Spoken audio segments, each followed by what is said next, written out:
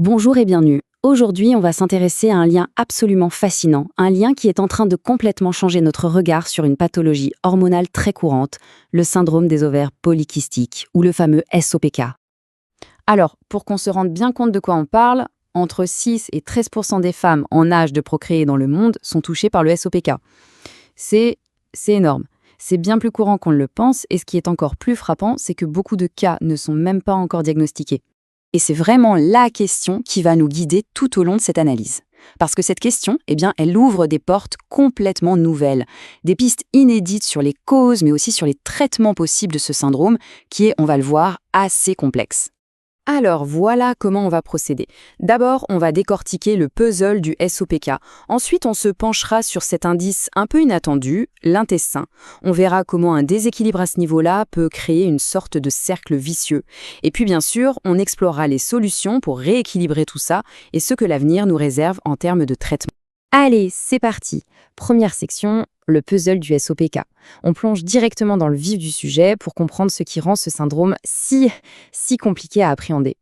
Bon, d'un point de vue médical, très officiellement, le SOPK est diagnostiqué avec ce qu'on appelle les critères de Rotterdam. C'est assez simple. Il faut cocher au moins 2 cases sur 3. La première, c'est un excès d'androgènes, les hormones mâles.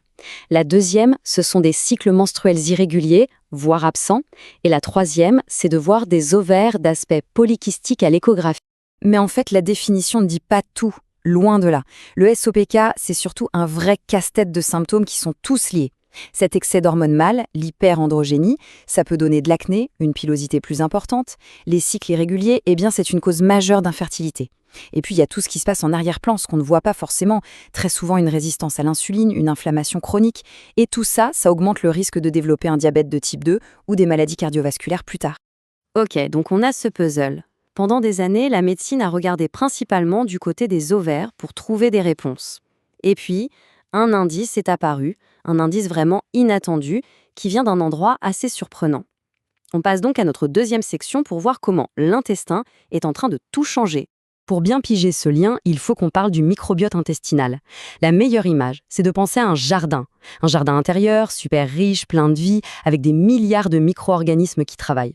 Quand ce jardin est en bonne santé, bien équilibré, il nous aide à digérer, il booste notre système immunitaire et, c'est ça qui est clé, il participe à notre équilibre hormonal.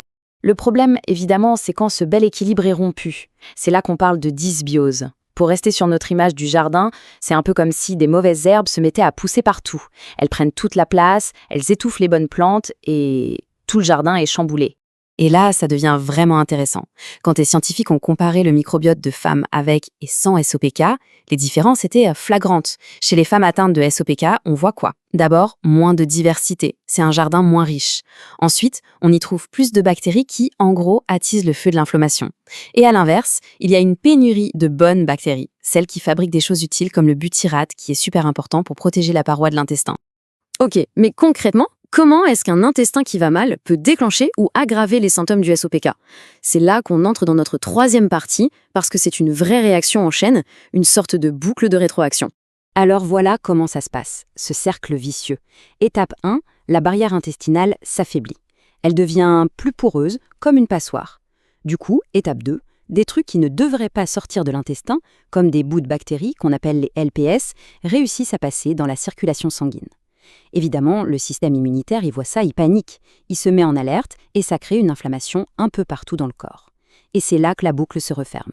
Cette inflammation générale, elle va directement taper sur les 2 points faibles du SOPK. Elle aggrave la résistance à l'insuline et elle pousse les ovaires à produire encore plus d'androgènes. C'est exactement ce que résume très bien Adéola Raffio, qui est pharmacienne. Elle dit que cette dysbiose crée un terrain fertile pour l'inflammation chronique et la résistance à l'insuline. Et ça, c'est le point crucial. L'intestin dans cette histoire n'est pas juste une victime collatérale. Non, il devient un acteur à part entière, un moteur qui alimente la machine du SOPK.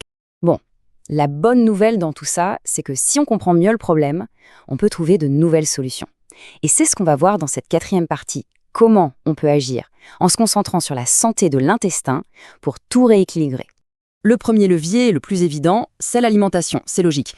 Par exemple, si on mange plus de fibres, on ne fait pas que se faire du bien, on nourrit nos bonnes bactéries. Et en retour, elles produisent des composés super anti-inflammatoires. C'est gagnant-gagnant. Pareil pour une alimentation à faible indice glycémique, qui va aider à calmer la résistance à l'insuline. Le régime méditerranéen, on le sait, c'est un champion anti-inflammation. Et même les polyphénols qu'on trouve dans le thé ou le cacao peuvent donner un coup de pouce aux bonnes bactéries pour qu'elles se développent. En plus de l'assiette, on peut aussi penser à des supplémentations bien ciblées. On entend beaucoup parler des probiotiques et des prébiotiques. Les probiotiques, pour faire simple, ce sont directement les bonnes bactéries. Des études montrent qu'ils peuvent aider à mieux gérer l'insuline, à réduire l'inflammation et même à faire baisser un peu les niveaux de testostérone. Les prébiotiques, eux, c'est différent. C'est l'engrais, la nourriture de nos bonnes bactéries. On leur donne de quoi bien se développer. Et pour compléter cette boîte à outils, il y a certains micronutriments qui sont vraiment intéressants. Les inositols, par exemple, sont assez connus pour leur effet sur la sensibilité à l'insuline. La vitamine D, les oméga-3, ce sont nos alliés pour lutter contre l'inflammation. Le zinc, lui, a un rôle plus direct sur la régulation des androgènes.